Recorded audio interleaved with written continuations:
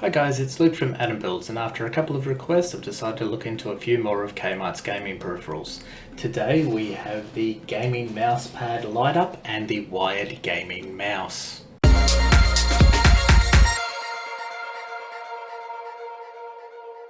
Let's start with the surprisingly more expensive of the two, the mouse mat at $16. So the surface, it's a little bit grippy for my liking. This plastic tubing that carries the light around, it's held on by fishing wire.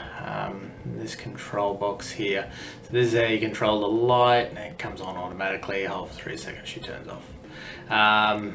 Tap it back on, she comes on. So we've got a few different colors here when you press the button. So that was red onto orange, then yellow, green, grass green, blue, azure, purple, pinkish. Okay, pinkish. Looks pretty pink to me. White, and doesn't really look to be a true white. Might be a bit of a mix there. And then pink. So that's all the solid colors. It'll just stay on like that.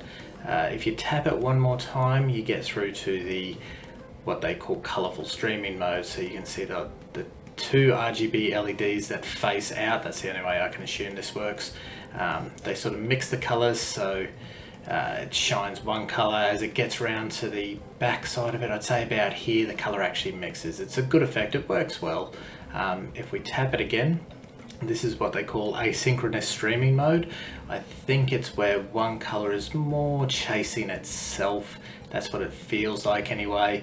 So you can see it's sort of, we've got green going into yellow, then going from green to grass green. It's the way that this seems to be set up. So anyway, on to the next mode, which is what they call neon mode. So it looks like it's a slow fade between the colors as we slowly bleed into the next, and so on, so on. This is breathing mode here.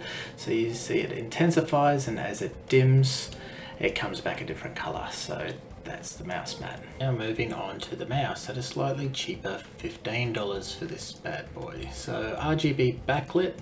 You don't have an option. You can't change the colors. They scroll around the same. There's a textured coating on the back of the mouse and on the keys. So yeah, ergonomically quite nice. It's got no real weight to it. Moves really super easy. That's not something I'm a massive fan of, but do like that thumb rest there. So yeah, I mean, as we maybe take a little bit of a tour around this bad boy, let's start noting some of the features. These three buttons here, so these two here don't work on Mac, by the way. They are for scrolling forward and back on web pages. They're also assignable as mouse button 4 and 5. But the oddity is this guy at the front here with a little crosshair on it, so they give you an extra button.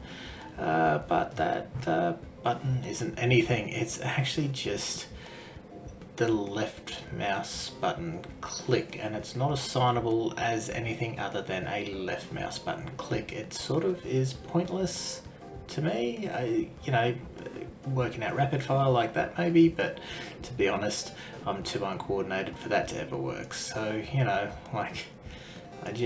don't see the point of that. Looking at the rest of the mouse here, we've got the scroll wheel. It's very light. There's no real definite click as you scroll through, but the actual button itself is fairly nice. I'm assuming the switches in this thing aren't Omron switches, but they are responsive, particularly for a $15 mice. Now, the one thing that I think we really need to look at though is the DPI switch right here. So the mouse starts out in default at 1200, and as you press the button, it cycles through. Now the light changes, but it doesn't really change to a lighting system that indicates very well what DPI setting you're on. So you don't know if you're on that 1200, 1600, 2400 or 3200 setting. You just sort of have to go, well, this ain't right, this is a little bit slow, hit it again, hit it again. In saying that, the 1200 I've found mostly useless, and the 3200 being a little bit of okay, but yeah, all in all, I think just not really what I was after. Now the other glaring issue I have is weight. This thing is really heavy in the bum and there is no real weight at the front. It makes it super uncomfortable for somebody like myself to use. There's no way to adjust the weight. This is how it is. Coupled with this stupid fire button and a couple of other things that just sort of make it quite confusing to use. I've got to say this is not the mouse for me. I would definitely say spend the extra money and get yourself something that is actually programmable. Stay away from the gimmicky stuff like that fire button. I think for $15 you can actually get a better mouse here.